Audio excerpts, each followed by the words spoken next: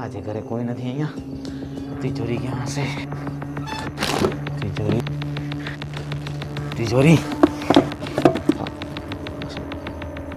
ચોર માટે એક સંદેશ. શું છે મારા માટે સંદેશ?